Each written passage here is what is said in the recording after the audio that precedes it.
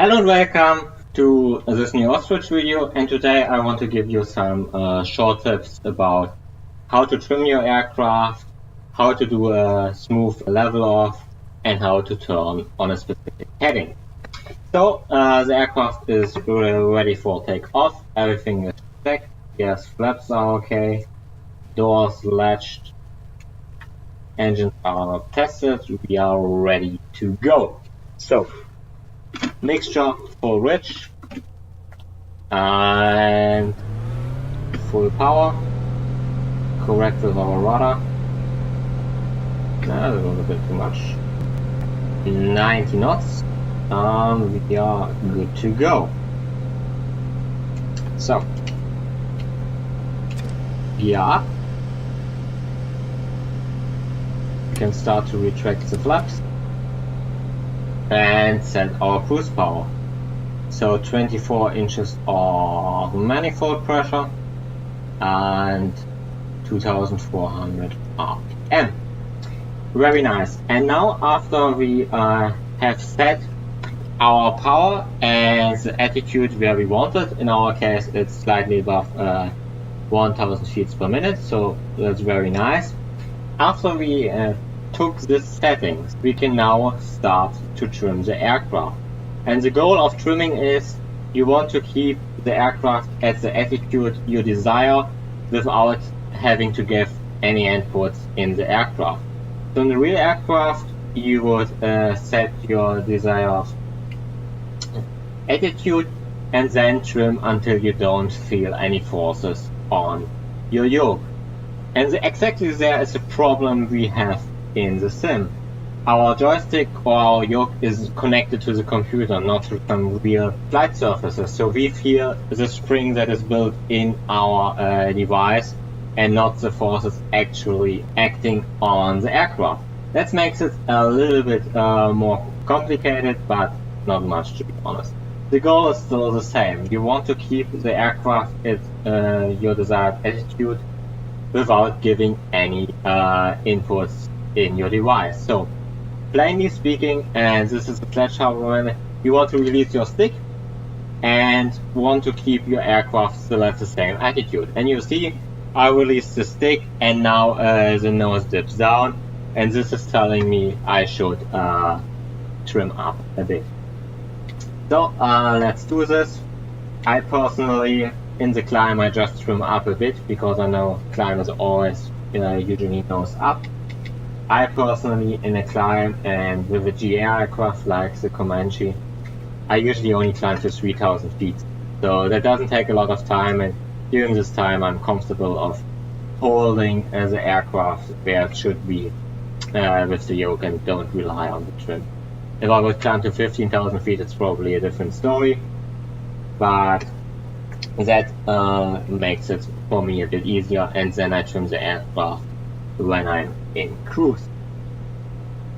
So now I want to talk about how to do a level off where you don't want to undershoot or overshoot your desired altitude.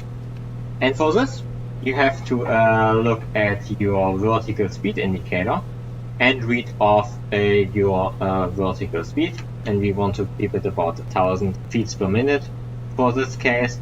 And you take this number and skip the last zero, or mathematically speaking, divide by 10.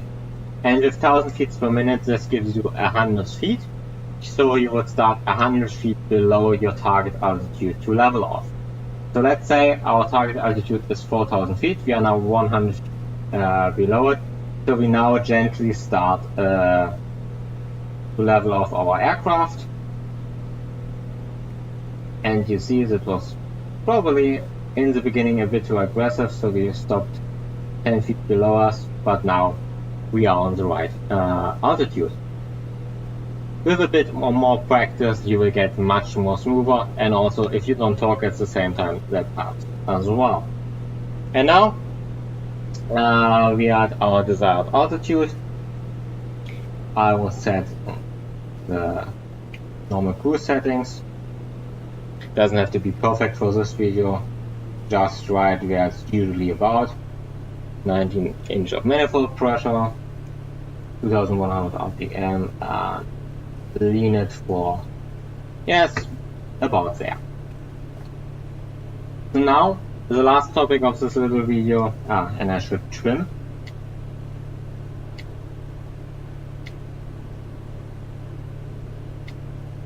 Of course, take a look. Yeah, still a little bit. After a while, you get used to your trim settings, and I know with my 2 passengers and the 50 kilos in the back, my trim is usually about there, slightly above neutral. And another pro tip, as you see it here, look out of your window, look at your instruments, and don't spend too much time overhead being somewhere else, basically. So now I want to talk about last part of our story, how to turn on a heading correctly as well. And let's say in our case we want to turn directly to the east, so 90 degrees. And so we go into our bank, and with the artificial horizon you see your bank angle, 10 degrees, 20 degrees, 30 degrees. You shouldn't go over 30 degrees in most instances. And your bank angle you divide by 2. So let's say we are banking now with 20 degrees.